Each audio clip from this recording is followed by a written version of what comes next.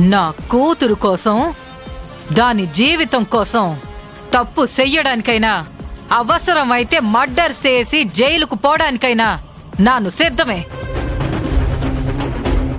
నా కొడుక్కి ఇష్టం లేకపోయినా బలవంతంగా పెళ్లి చేయించి నువ్వు నీ కూతురు ఏం సాధిద్దామని? నాకదేటి తెలీదు.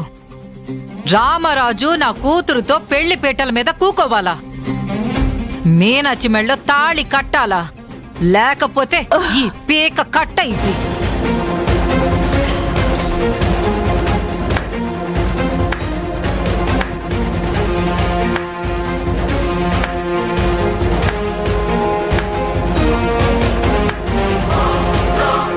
ఎడారిలో దాహంతో ఉన్నవాడికి వయాసిస్ కనిపించినట్టు ఒంటరి పోరాటం చేస్తున్న నాకు అండగా ఉండడానికి పర్ఫెక్ట్ టైంకి భలే ఎంట్రీ ఇచ్చారు ముకోటమ్మ గారు.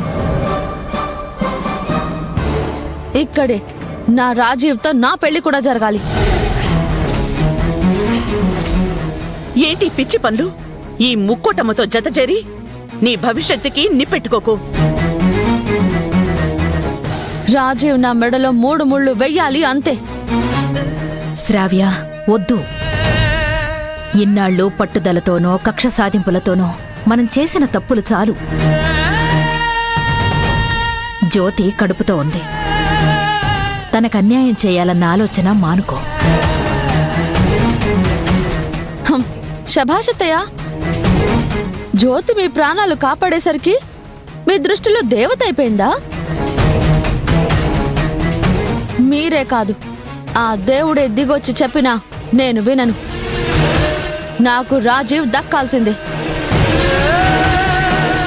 శ్రావ్య, నేను చెప్పేది విను. ఏయ్, నేను వినను. అదే మాట మీదుండు శ్రావ్య, నీకు నేనున్నాను. నాకు ముక్కోటమ్మ గారి సపోర్ట్ చాలు. ఆపండి. పంతులో, పెళ్లి మంత్రాలు చదువు. మేనచ్చి, నువ్వు మండపంలో కడుగు పెట్టవే.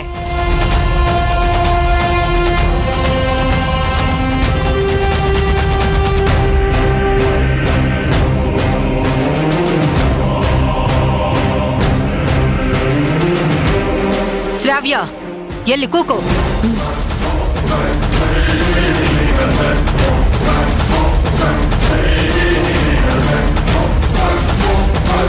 మీరిద్దరేటి వినోదం చూస్తున్నారు?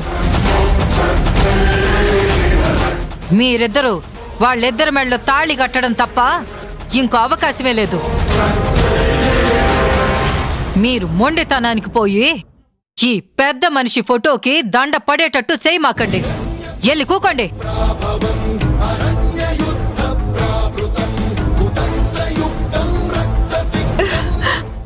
ఎలాండి?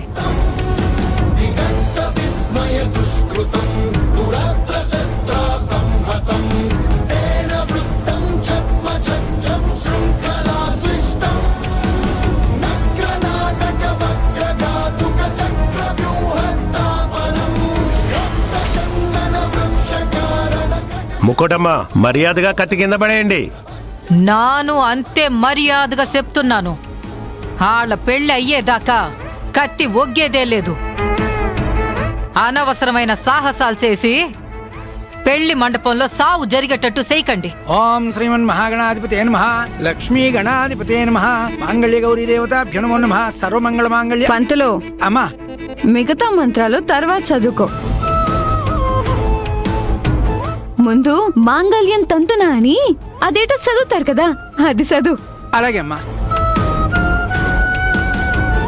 ఇల్లు తాళి కట్టాక తీరిగ్గా కూకుని నీకేటి కావాలంటే అది చదువుకో. బాబు, మాంగళ్య ధారణ కానివ్వండి. ఇదిగో బాబు, నువ్వు కూడా తీసుకో.